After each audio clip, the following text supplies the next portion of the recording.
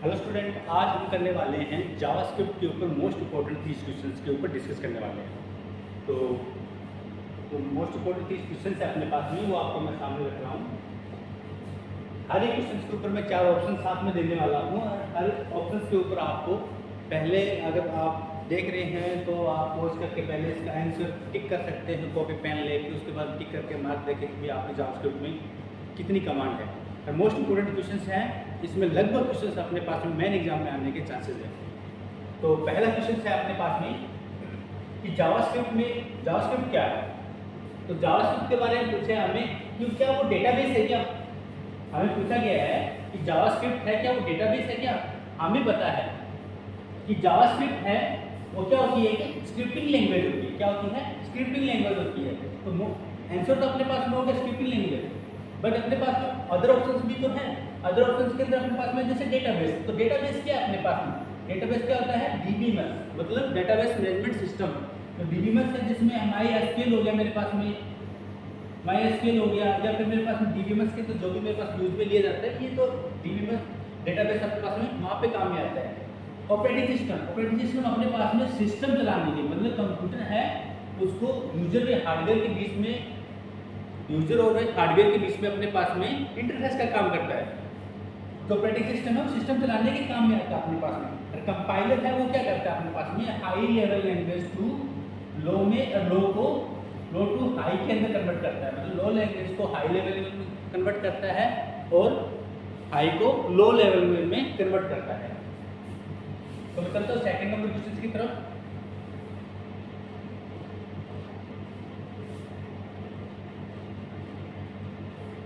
Second number question अपने पास में JavaScript file का रिस्ट्रिक्शंस क्या है।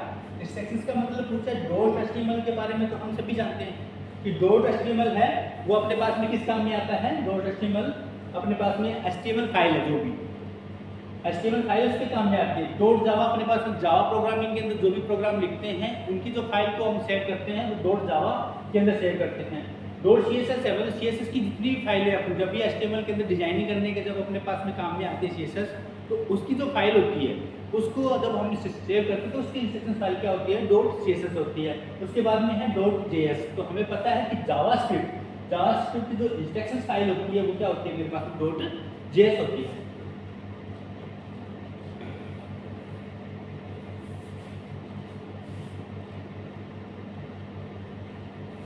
नेक्स्ट है मेरे पास में, नेक्स्ट पूछा गया है कि जावास्क्रिप्ट को HTML में जोड़ने के लिए कौन से टैग का उपयोग किया जाता है। उसने बोला है कि जावास्क्रिप्ट को HTML में जोड़ने के लिए कौन से टैग का उपयोग, मतलब HTML के अंदर जब मेरे को कनेक्ट करना होता है जावास्क्रिप्ट को, तो उसके लिए स्टाइल के लिए तो हम CSS के लिए यूज में लेते हैं, और जो अपने पास स्क्रिप्ट, तो अपने पास में क्या आ गया?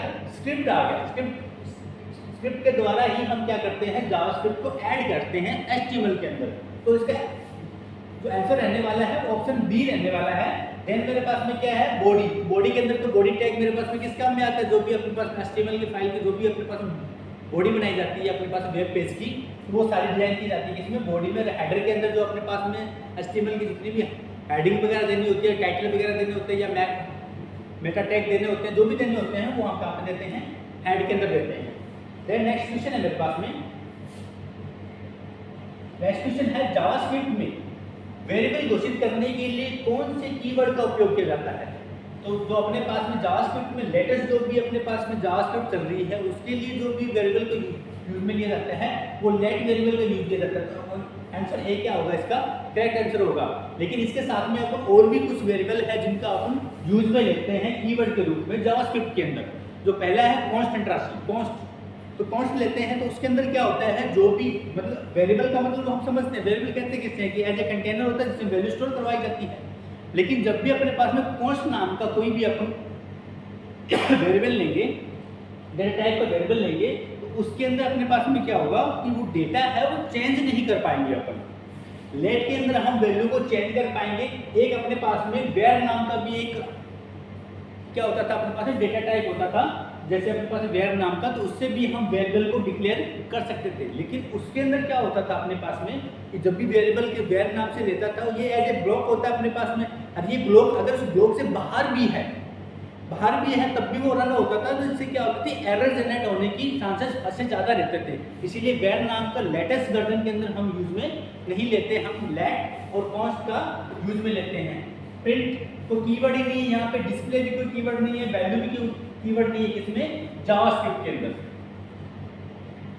नेक्स्ट क्या है मेरे पास में, जावास्क्रिप्ट में आउटपुट देखने के लिए कौन से मेथड का उपयोग होता है। तो जावास्क्रिप्ट में जो आउटपुट देखने के लिए हम console.log का भी इस्तेमाल करते हैं, हम alert का भी यूज में लेते हैं, और हम document.write का भी यूज में लेते हैं। अगर मेरे को कोई भी टैग है वो HTML फाइल के अंदर कहीं पे भी हाईलाइट के अंदर चाहिए, सामने पेज के ऊपर चाहिए, तो मैं document.write करता हूँ। और मेरे पास में अगर कंसोल के अंदर मेरे को उसका आउटपुट देखना हो तो मैं console.log लेता हूँ। और अगर मेरे को अलर्ट मैसेज के रूप में देखना है, जैसे अपने पास में जब भी हम कोई फॉर्म फिल करते हैं तो लास्ट के अंदर अपने पास में एक पॉपअप का निशान आता है कि are you sure this submitted this your form, तो वो चीज़ अपने पास में जो आती है वो इस तौर पे आती है कि अपने पास में वो अलर्ट मैसेज आता है, वो अलर्ट मैसेज के द्वारा ही आता है यहाँ पे, जो अलर्ट फंक्शन का यूज किया जाता है किसमें, जावास्क्रिप्ट के अंदर।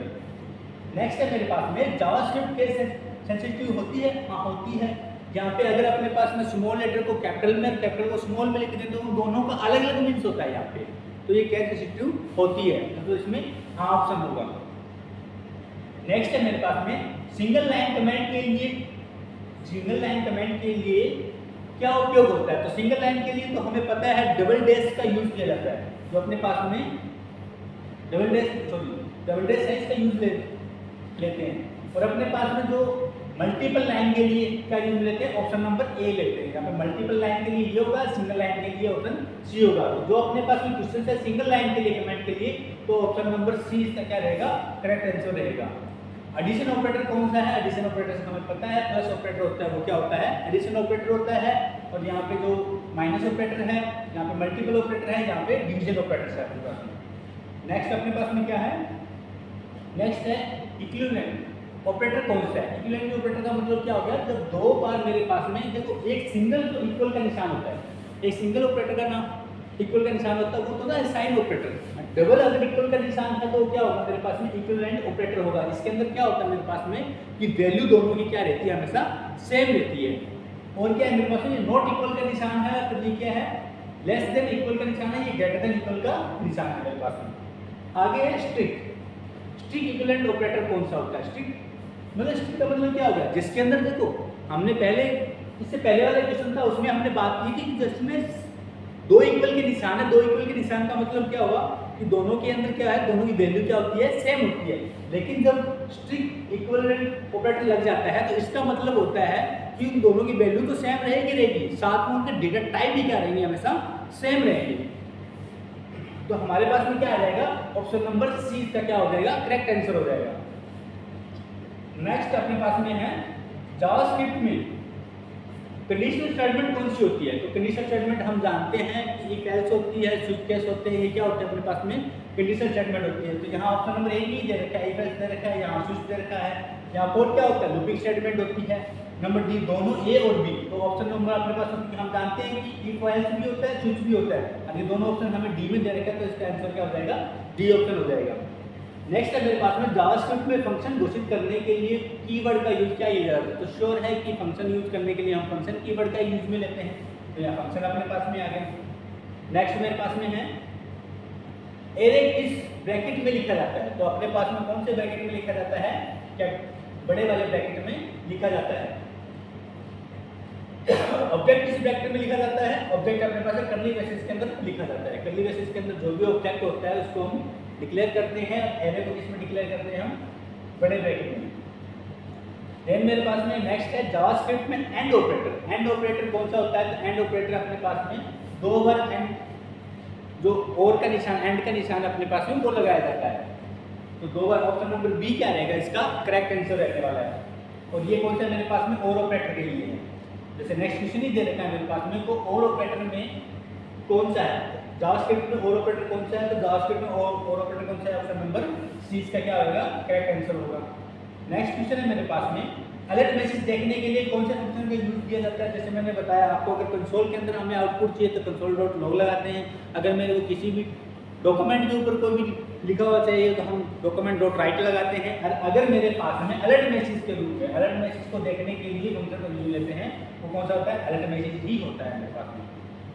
नेक्स्ट है प्रोमिट बॉक्स देखने के लिए कौन सा फंक्शन का यूज किया जाता है? तो श्योर है ऑप्शन नंबर बी क्या रहने वाला है, इसका करेक्ट आंसर रहने वाला है। नेक्स्ट मेरे पास में है यहाँ पे जावास्क्रिप्ट का आविष्कार किसने किया था?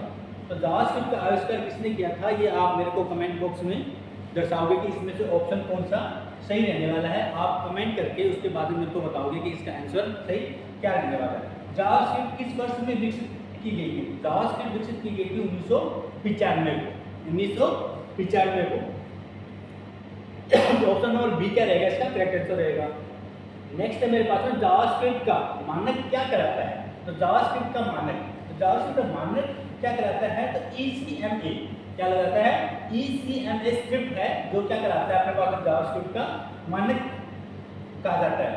तो टाइप ऑफ ऑपरेटर का उपयोग किस लिए किया जाता है? तो श्योर है टाइप ऑफ ऑपरेटर हम किस लिए करते हैं? डेटा टाइप जानने के लिए। किस टाइप का डेटा टाइप है मेरे पास में, उसको जानने के लिए हम टाइप ऑफ ऑपरेटर का यूज में लेते हैं।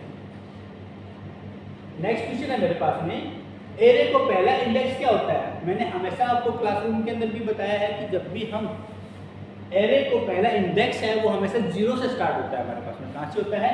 0 से होता है। ऑप्शन नंबर सी इसमें क्या रहने वाला है? करेक्ट आंसर रहने वाला है। नेक्स्ट क्वेश्चन है, लेंथ प्राप्त करने के लिए कौन सी प्रॉपर्टी का उपयोग होता है? लेंथ, अगर किसी भी कीवर्ड का या किसी भी कीवर्ड का मेरे को क्या निकालना है, किसी भी टेक्स्ट का या किसी भी चीज़ का मेरे को लेंथ निकालनी है, तो उसके लिए मैं लेंथ ऑपरेटर का ही क्या लेता हूँ? लेंथ प्राप्त करने के लिए लेंथ प्रॉपर्टी का ही यूज में लेता हूँ। नेक्स्ट है मेरे पास में, जावास्क्रिप्ट कहाँ एग्जीक्यूट होती है? तो जावास्क्रिप्ट कहाँ होती है? हमें पता है क्लाइंट साइड। कहाँ होती है? Client side. क्योंकि जितने भी अलर्ट मैसेज हो गए, कंसोल हो गए या जो भी अपने पास है वो कहाँ प्राप्त होते हैं? हमें क्लाइंट साइड के अंदर ही प्राप्त होती है। जावास्क्रिप्ट कहाँ पे एग्जीक्यूट होता है? क्लाइंट साइड में ही एग्जीक्यूट होता है। आगे है बूलियन डेटा टाइप का मान क्या होता है? तो बूलियन डेटा टाइप हम जानते हैं ट्रू या फॉल्स होता है। तो यहाँ ऑप्शन के अंदर अपने ऑप्शन नंबर सी में दे रखा है ट्रू और फॉल्स दे रखा है, तो क्या रहेगा इसका करेक्ट आंसर? सी रहने वाला है। नेक्स्ट मेरे पास में है NaN का पूरा नाम क्या है? तो NaN का पूरा नाम क्या होता है? NaN का पूरा नाम होता है no any number. No any number. तो ऑप्शन नंबर ए के अंदर इसके अंदर करेक्ट आंसर है नो एनी नंबर।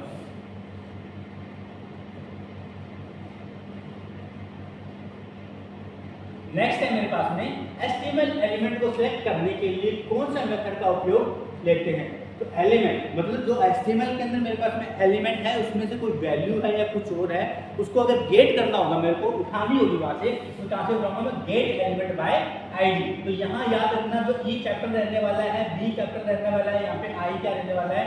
कैपिटल रहने वाला है। तो क्या होगा? Gate element by ID function का यूज में लेते हैं जब भी हमें कोई भी वैल्यू क्या करनी होती है? गेट करनी होती है।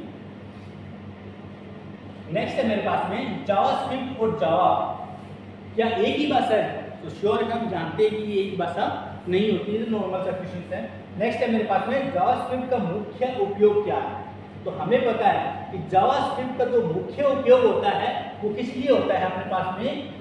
वेब पेज को इंटरेक्टिव बनाने के लिए, या ऑपरेटिंग सिस्टम बनाने के लिए, या हार्डवेयर रिपेयर करने के लिए, या प्रिंट चलाने के लिए। तो हमें पता है प्रिंट चलाने के लिए तो नहीं होता, हार्डवेयर रिपेयर करने के लिए नहीं होता, ऑपरेटिंग सिस्टम बनाने के लिए ना भाई, ऑपरेटिंग सिस्टम बनाने के लिए भी नहीं होता।